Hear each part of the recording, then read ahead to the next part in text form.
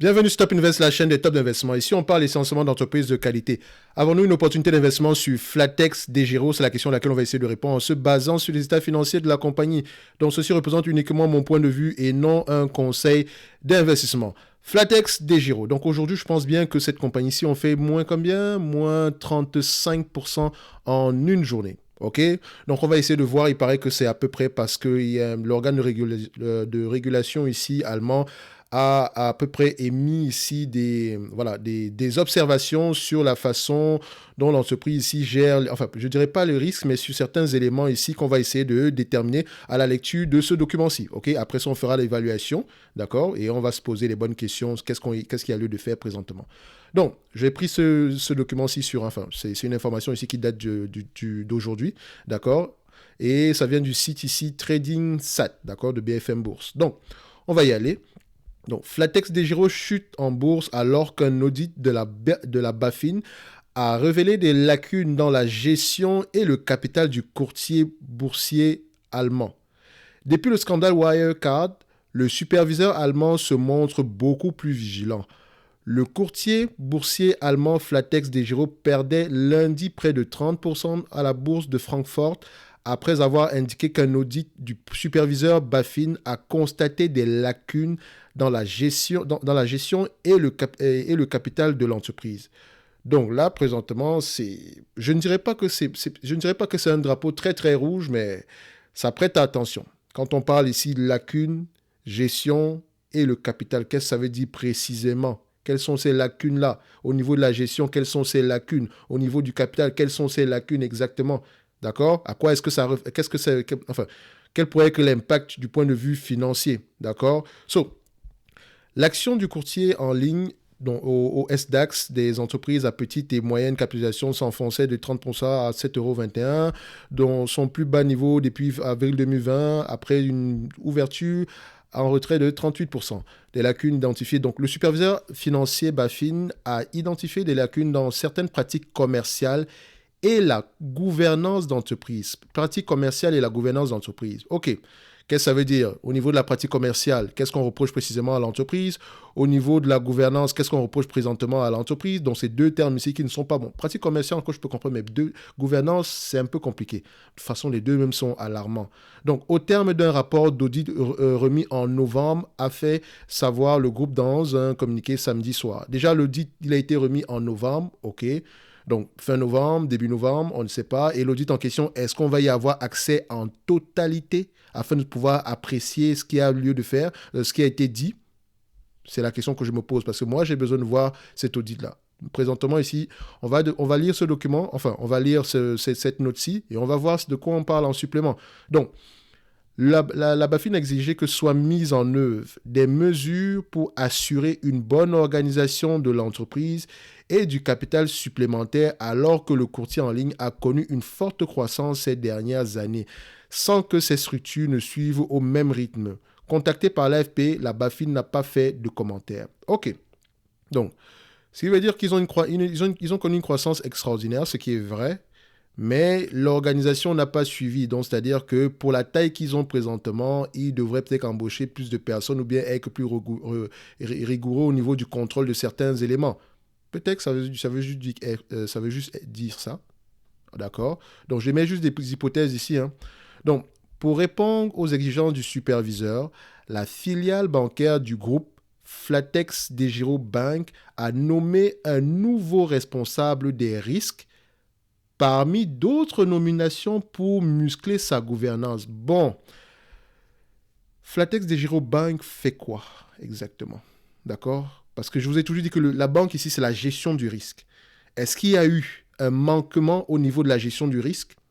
Auquel cas, il va falloir se poser les bonnes questions.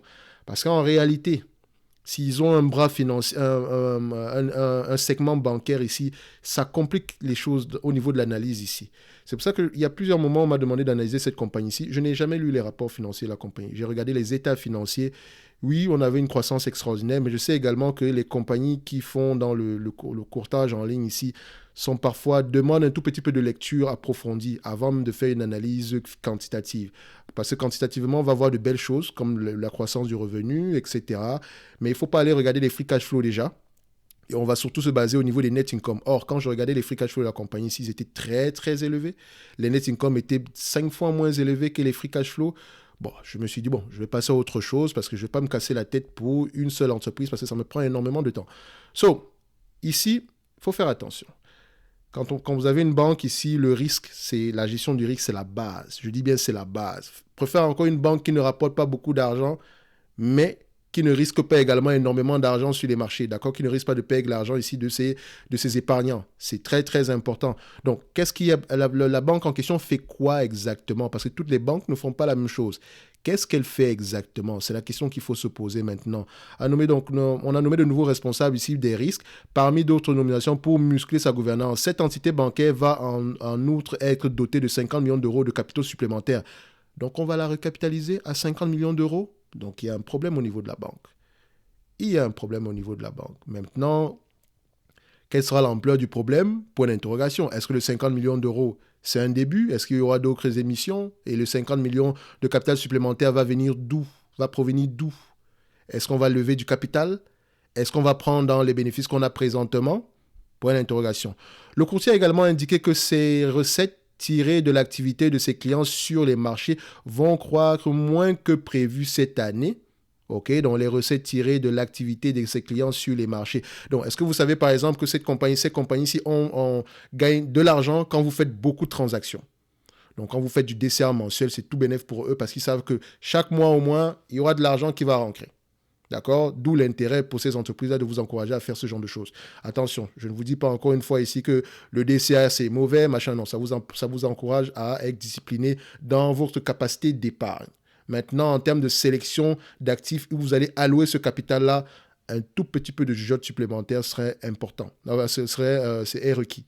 D'accord? So, ici, si vous faites du DCA sur les ETF, tant mieux. D'accord? Et encore, sélectionnez la crème de la crème dans ces ETF-là. OK, n'allez pas prendre des ETF thématiques, je ne sais pas moi, ETFO ou des choses comme ça. Évitez ce genre de choses-là. Prenez un ETF global qui englobe et restez tranquille avec. Pas besoin d'avoir 400 000 ETF. D'accord? Et quand bien même vous voulez investir dans un segment en particulier, prenez le grand segment au total. Par exemple, si le secteur des assurances m'intéresse, pourquoi je ne vais pas prendre le secteur financier globalement? D'accord? Que d'aller prendre uniquement les assureurs, par exemple, assurance dommage ou bien assurance santé. Non, je vais prendre le secteur globalement. Ou bien je vais prendre le secteur des assurances globalement. D'accord? So, je reviens ici. Donc, ils gagnent de l'argent quand vous faites des transactions. Même si vous pensez que c'est $0 la transaction, etc., il n'y a pas de gratuit dans ce monde. Ça n'existe pas du tout. D'accord? Même YouTube n'est pas gratuit. OK? So, même le bavardage que je fais ici aujourd'hui n'est pas gratuit à la fin de la journée. So, on continue ici, donc vont croire que moins que prévu. Donc on a réduit ici les attentes, d'accord, les prévisions sont réduites. Donc en cause, les prix globaux, dont ceux de l'énergie et les tensions géopolitiques qui ont un impact sur l'activité des investisseurs. OK. C'est bizarre. Donc les prix globaux, les prix de quoi? Donc ceux de l'énergie, ok, les prix de l'énergie, ok. Donc ça dit que comme les coûts de l'énergie ont augmenté, les investisseurs ont moins d'argent pour investir. C'est bien ça. Également les tensions géopolitiques que, voilà, on n'encourage pas beaucoup les gens, à investir. Ok, je comprends. Mais je pense que c'est un peu, c'est un peu bancal comme justification. D'accord? Donc c'est bizarre. Je trouve ça bizarre en tout cas. Ça pourrait être véridique pour certaines personnes, mais je trouve ça bizarre. C'est vrai que si ma charge mensuelle allouée à l'électricité, etc., va augmenter, je vais devoir réduire dans certains éléments, dont notamment au niveau des investissements. OK. Donc, OK, ça peut être compréhensible, mais bon, c'est toujours à poser c'est souvent des questions généralement à poser. Donc, une surveillance accrue depuis Wirecard. Donc, le groupe ne s'attend plus qu'à un chiffre d'affaires d'environ 380 millions d'euros cette année contre au moins 400 millions auparavant. Ça me permet d'aller voir ici par rapport aux prévisions des analystes. Est-ce que ça a été ajusté en conséquence? Quelles étaient les prévisions en 2022? Donc, on regarde ça ici rapidement. En 2022, on s'attendait à 380. OK, c'est parfait. De 2022, ça va. Ils avaient quand même ajusté ici. Bon, ils étaient à au moins 400. C'est ce que le management disait et les analystes étaient à 393. Peut-être qu'ils ont diminué, ils ont également réduit cela depuis quelques mois. Mais vous voyez ici que par rapport à 2021, on a de moins bons résultats, tout simplement parce que 2020 et 2021 ont été des années extraordinaires ici. Moi, je ne connaissais pas Degiro. Je pense que j'ai appris à connaître Degiro en voyant la pub d'autres youtubeurs ou bien... En fait, j'ai connu Degiro sur YouTube. C'est tout. So, je ne dis pas que les youtubeurs n'ont pas fait, ont quelque chose à y voir dessus, mais voilà, c'est sur YouTube que moi j'ai connu Degiro. D'accord? Je ne l'utilise pas parce que moi je suis en Amérique du Nord, je ne sais même pas à quoi ça ressemble, la plateforme. Mais j'ai quand même entendu de bonnes choses dessus, notamment c'est assez ludique, c'est assez tranquille à utiliser ici. So, peut-être que 2022 ici ont été des années exceptionnelles. Vous voyez ici, avant on margeait à 130 millions, et là, boum, 261, boum, 418. C'est dû à quoi en fait, ce boom-là? Est-ce que c'est parce que les marchés ont chuté, de nouveaux investisseurs sont arrivés sur les marchés, etc. C'est la question que moi je me pose. Parce que là, de là, on pense déjà à 668 millions ici, etc. Qu'est-ce qui s'est passé à ce niveau? Donc, pour quelqu'un qui est investi ou bien qui est intéressé par Degiro, les résultats annuels de 2020 sont importants.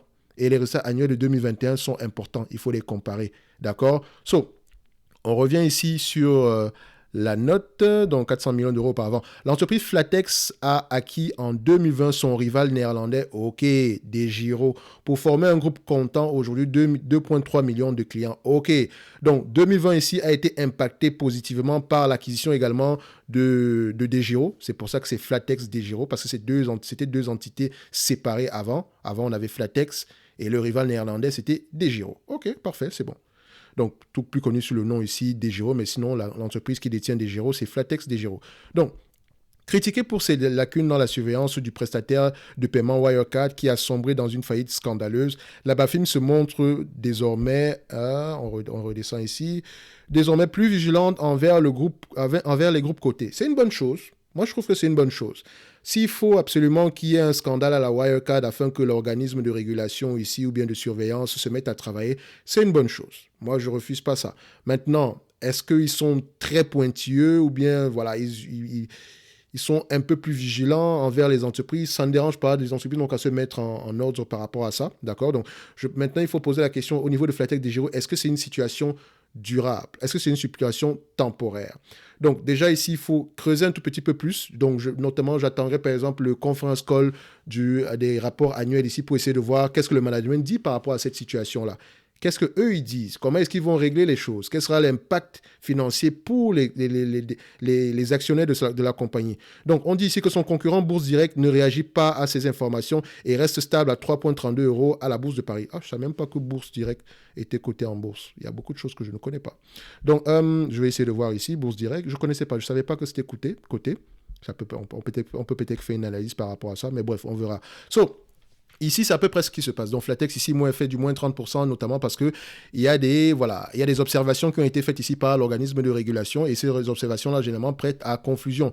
Maintenant, les gens se demandent, est-ce que nous avons un nouveau scandale à Wirecard présentement? Non. Je pense que, sauf si on a accès présentement à l'audit en question, je ne pense pas que ce soit le cas. Mais en tant qu'investisseur, ce serait important d'avoir accès à l'audit en question. Donc, si vous êtes intéressé par cette compagnie-ci, moi, je vous dirais, attendez les rapports financiers les rapports financiers de 2022 pour essayer d'en savoir plus et surtout écouter le conference call. C'est ça qui arrive généralement dans les compagnies financières. Il y a toujours des cadavres cachés dans les placards. Vous ne pouvez pas les voir avec les états financiers, je vous assure. En regardant les états financiers, tout paraît beau. Et voilà, en parlant d'états financiers, on peut venir ici directement. On va aller regarder au niveau d'Historical Graph. Qu'est-ce que ça nous donne ici en termes de revenus, etc. Vous voyez ici qu'on a des revenus croissants magnifiques. En cette année-ci, on s'attend à 393 millions d'euros. On l'a vu tantôt. Donc, en termes de revenus, c'est 393. OK, on commence déjà par là. Millions d'euros. En termes de croissance ici des revenus, il faut prendre en considération qu'il y a eu l'impact ici de l'acquisition de Degiro en 2020. D'accord? Avant cela, à quoi ça ressemblait ici? Parce que ça va un peu biaiser les revenus ici. Elle ne va pas faire d'acquisition chaque année. Ici, c'est 32% sur les 10 dernières années. Sur les 5 dernières années, c'est 35%. Sur les 2 dernières années, c'est 82%. On va se dire, croissance extraordinaire. Attention, attention, attention. Et sur un an, ici, c'est 58%. Donc moi, ici, je mettrais, il y a de la croissance, mais voilà, c'est à prendre avec des pincettes. OK? On va mettre ça de côté. Maintenant, au niveau des net income ici, qu'est-ce qu'on observe? On observe ici qu'on a des net income à peu près croissants. Et on constate une chose. À partir de 2020, boum! Bon, en même temps, ça prend en considération l'acquisition ici de Degiro. Mais je vais également aller regarder ici en termes de marge. Qu'est-ce que ça donne ici? Net income margin. Qu'est-ce que ça nous donne au niveau des marges? Les marges sont à peu près restées stables. Donc, je pense que c'est parce que le revenu a été croissant. Maintenant, au niveau des marges, je vous dirais ceci. Est-ce qu'elle a des marges plus élevées que la plupart des entreprises qui exercent dans ce segment d'activité-là? On vous a déjà donné l'exemple ici de Bourse Direct. Vous pouvez aller vérifier. J'ai essayé de vérifier avec Interactive Broker ou bien avec Charles Schwab. Je pense à peu près qu'on a à peu près des marges indiquées dans le secteur, d'accord? Donc ici, sur les 10 dernières années, nous avons à peu près 13,43. Sur les 5 dernières années, nous avons à peu près 15,97. Et sur les 3 dernières années, on marge à peu près également à 13,97. Actuellement, on est à peu près à 19,38. Maintenant, les analystes ici s'attendent à avoir à peu près combien au niveau des marges? Donc, juste aller voir ça ici. Est-ce qu'on aura des marges qui vont augmenter ou bien qui vont diminuer?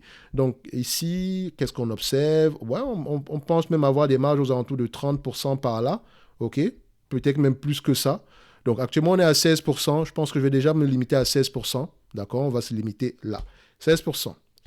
Parce que 15,97, etc., ça fait 16%. So, nombre d'actions. Quel est le nombre d'actions actuellement ici? Est-ce que nous avons des actions qui augmentent ou bien qui diminuent? On prend ça, on colle. Et ça donne ça actuellement. On a fait nos calculations aussi en émettant de nouvelles actions. Avant ça, on avait déjà une légère augmentation ici. Donc, on a 109 millions d'actions. Disons, on a 110 millions d'actions. 109,84. Je vais mettre ici 110 millions d'actions. OK? Donc, 110. PER moyen ici, vous allez voir qu'on a l'habitude de s'échanger à des PER très, très, très, très élevés.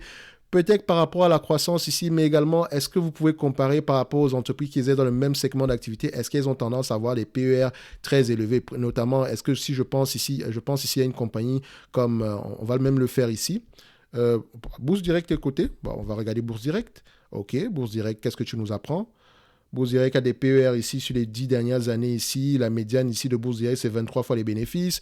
Je vais essayer ici IBKR, Interactive Broker.